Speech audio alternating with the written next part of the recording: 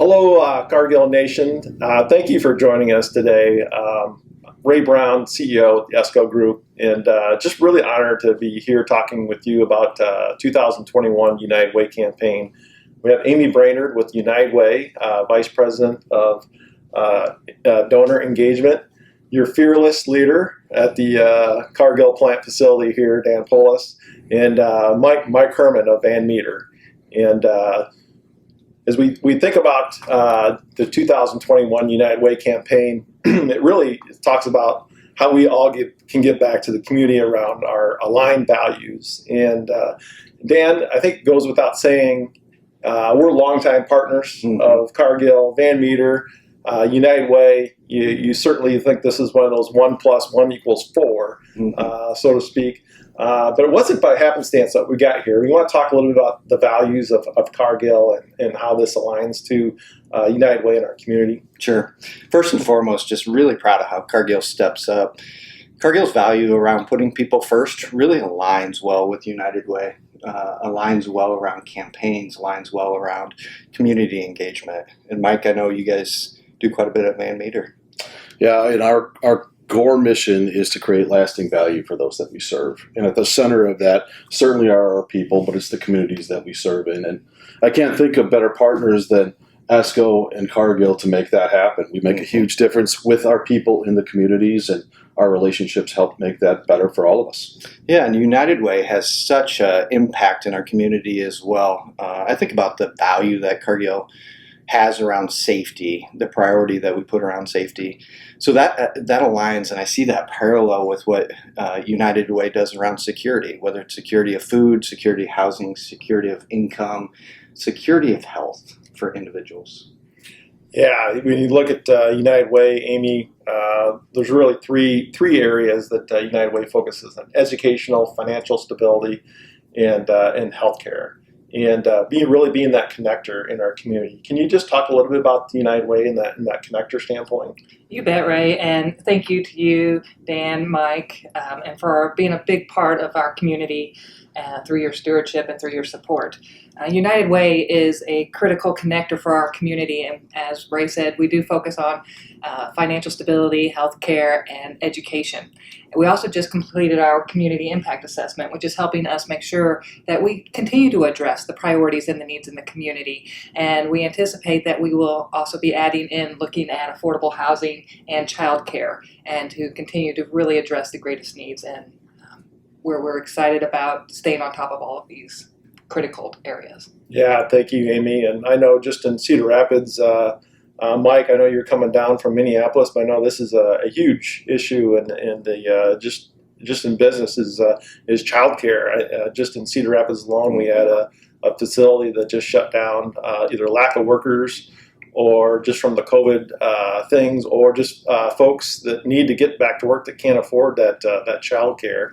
But let's pivot a little bit. I know the derecho this last year, we often think of United Way as that connector, but certainly the connector in terms of when our communities seeing really a disaster. I think going back from COVID, 18 plus months, I think the stat is 1 in 4 of us have experienced some sort of depression, either trying to be on the front lines, like we're in the frontline business for sure at Cargill and supporting Cargill, but also the folks that had to work remotely, just trying to deal with that stress. And then the derecho, August 10th, was just a huge thing that hit our area that we'll always remember. And United Way is a big connector in that emergency response. I know Cargill, Dan, you guys played a big part of that disaster recovery too, and the $75,000 donation that United Way was really instrumental in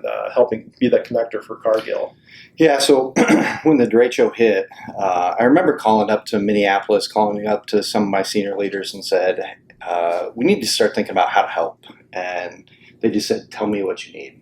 So Cargill giving $75,000, and that was done very quickly. The answer was yes, as soon as the first phone calls were made. So with that $75,000, we wanted to impact areas of most need. And one of the things that Kristen and I talked about was the farmers. the producers, yes, there was a lot of need within the community, whether it be housing or whether it be tree removal, getting electricity back on. But the farmers were dealing with disaster as well, whether it was their crop or their bins or other equipment that they had. So we talked about donating a certain portion of the money, the $75,000 to them. So $35,000 was given, and we were able to set up meetings where Cargill was able to host some of those with the Iowa State Extension Services and have meetings talk about aid. And what we heard, and this was, I was really happy to hear this, is we gave meals to those folks, and some of them were saying that was the first lunch that they had in weeks following this. So pretty tough on our farmers, and that's core to what we do as the farmer producer bringing corn into us. It supplies our facility. Yeah, Dan, thank you for your leadership and really connecting with the leadership up in Minneapolis. And that's really good as we think about that 2021 campaign that we're running, workforce campaign that will be kicking off Cargill facility. Our campaign theme this year is, what if everyone could just do something? And you think about the things that we've gone through COVID and now going through the derecho and trying to get the really folks back working. Certainly mental health, childcare, housing are the big issues. And also just, the things that the United Way does even deeper than that. I know, Amy, you've got a really personal story. Yeah, you think about where United Way really showed up in your life, and I love for you to share that story with us today. I know it's pretty deep, but if you could. Absolutely, Ray, and thanks for asking. I grew up in Missouri, and I'm the youngest of 5 stair-step children. My dad was a lineman for the county of Callaway, and my mom was a homemaker. And when I was 3 years old, my dad went to work just as any other day, except that day while at work he actually was electrocuted and he died. In that moment, in that day, my mom became a single mother of 5 children, ages 3 to 8. And she had to make some very quick decisions and reprioritize her life, and life was not the same after that moment. One of the decisions she made was that she had to return to work. And so she rejoined the workforce as a teacher, and she worked at a school about 30 miles away.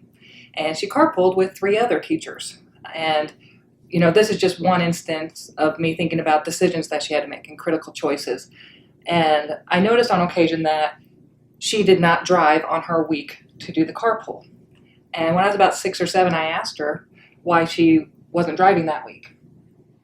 And she very sadly said she didn't have the money for gas that week. Mm-hmm. As a child, I certainly did not understand all of the moving parts behind that one choice.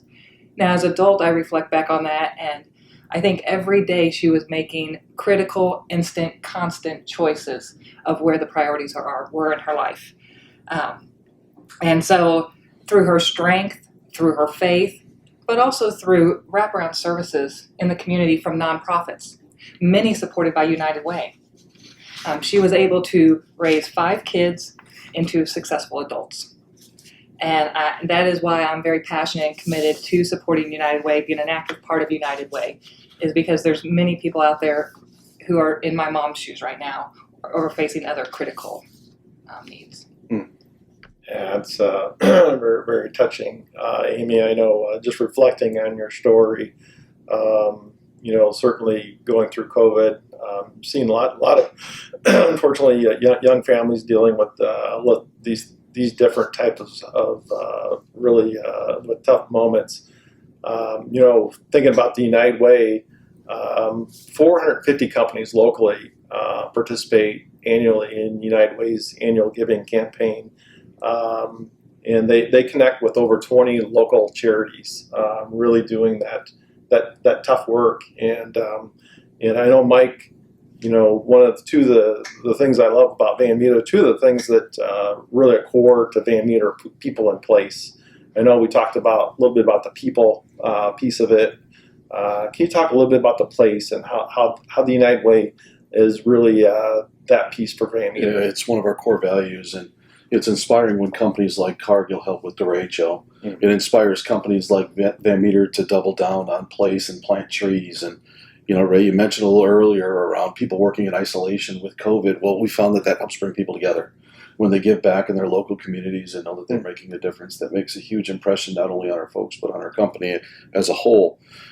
Just a dollar or anything that you can afford out of your regular payroll paychecks makes a huge difference to the programs, Amy, that you referenced, and it's a big part of our culture as well. It's not only the donation, but it's activating and getting our teams out in the community financially, but also working hand in hand to make our communities a better place. Mm-hmm.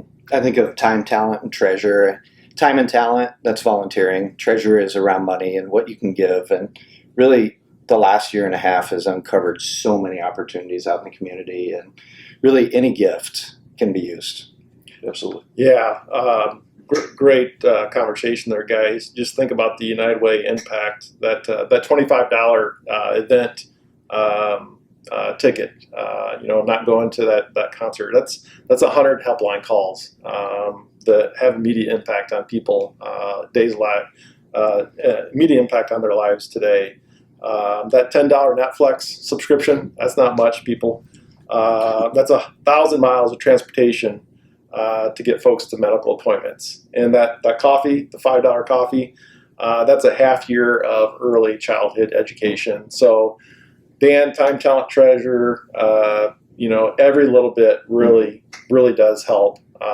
And I just, heartfelt thank you to Cargill, Van Meter, and United Way for really leading this charge. I think it goes without saying, we have a focus on our communities to live, work, and thrive in our communities, and they are representative of who we are.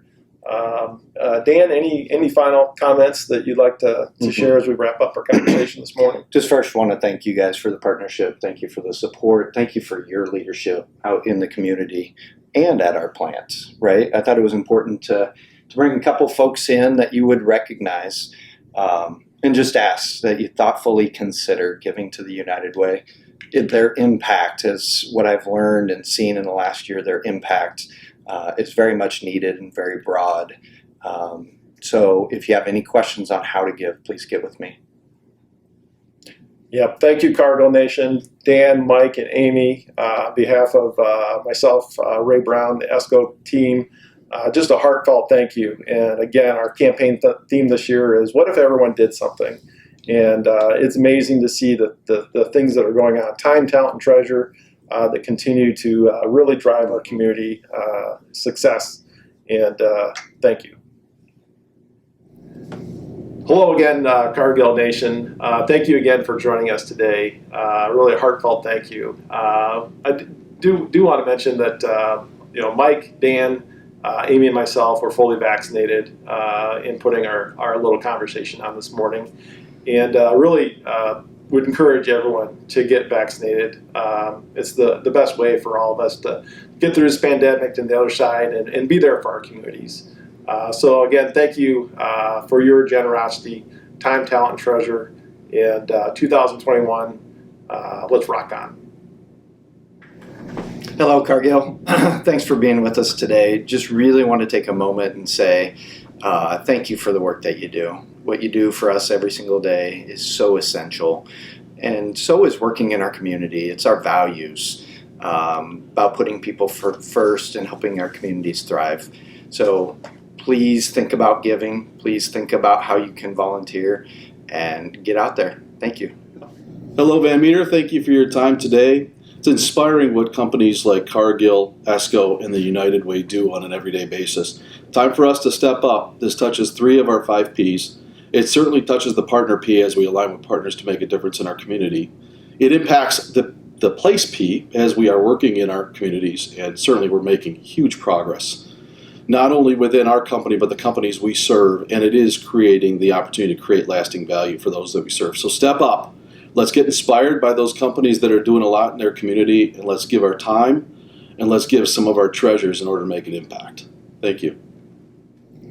Well, I would like to say a huge thank you to ESCO, Cargill, Van Meter for being phenomenal partners with United Way of East Central Iowa, along with all of our 450 plus company partners that allow us to do the critical work in our community that we do. Without their support, we wouldn't be able to really change lives. You know, I think back to the day after the derecho, and as we all walked outside and we looked around and thought to ourselves, what do I do first? And then I think to situations like my mom. And she asked that question every day for many years.